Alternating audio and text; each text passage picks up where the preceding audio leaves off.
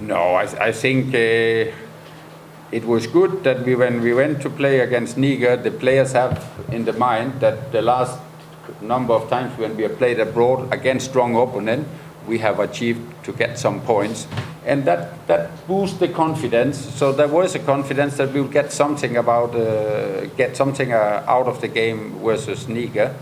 The game against Niger was difficult in different way. We had an early lead when we played Niger, and sometimes when you get an early lead, it gives you a mentally that you think you have to start defending. That was not the plan. So I was not that pleased with our performance in the first half, but I think in the second half we was getting more and more, and I think we created 3-4 big chances, if not enough to score the winning goal. Another challenge in the last game was the referee, because there was the way the referee was facilitating the game was, I have to be careful what to say. Well, we were not happy with the way the referee facilitated the game, and it was very clear that he wanted to see if he could give some of our player a red card, which it also affected the player because they have to be very, very careful. I hope we will get a better referee who will facilitate fair in the game, because that football deserves good referee on the continent. So I'm sure we will have that tomorrow. So now we are playing at home, and we also like to play very much at home. And of course we talk about it that at home we have to get hopefully the support from the crowd, because it's always important that you feel the support from the crowd.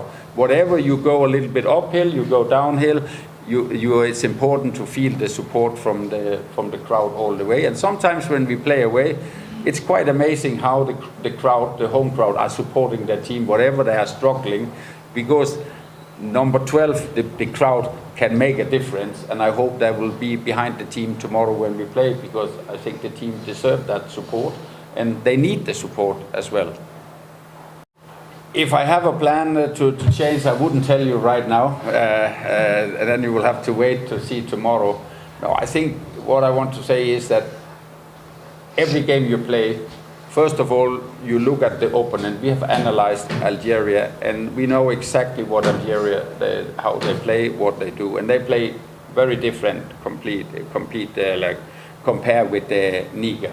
Then at the same time, we are looking at our who is available, what quality we have, how can we close down their strengths, how can we put our strengths into the game, and that will end of the day, the game decide the system. For me, the system is not that important. It's more that the best player at this moment for this game, they will be filled in to do the job. Sometimes along the way, you will make changes in the system that we did there, because at that time we was feeling, okay, they put a lot of long, high ball because they were tall players.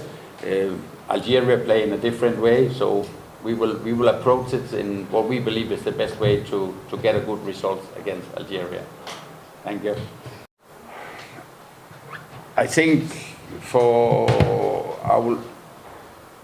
yesterday when we had our training and we working with our backline, one of the topic we are working is that it is the many small details who makes the difference in the defending, because when you play at national level, you can make mistake without being punished. But when you play international and you make small mistake, bang, you will be hurt. So we have to minimize these kind of errors, mistake. If you look at the goal Niger scored against us there, for me it was a soft goal, and there was a small miscommunication between a defender and the goalkeeper. And this small communication mistake, it was punished. You cannot get rid of mistake. Football is a game of mistake, but you have to minimize. To minimize this kind of mistake, that goes through the training that we train. And yesterday we have some small situation from the game to say, okay, if you maybe you have to go like this, small changes to be more and more effective and efficient in the way we defending. Yesterday when we had our training, one of the topic for our training was that we had a number of high ball from one side and the other side, and to work how to clear this ball.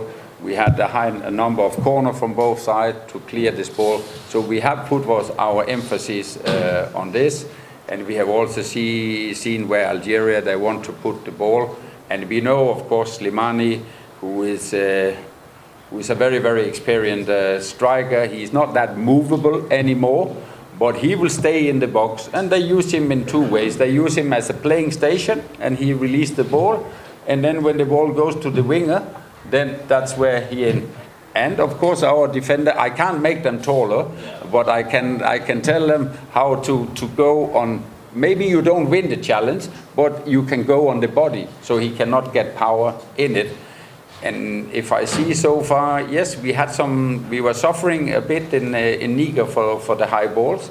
So that's the reason we put emphasis on that, to try to correct the timing of it. Because I still think a player like Bakari or also Dixon, they're good in header. They just have to start from the right position and then win the ball and one go for the ball.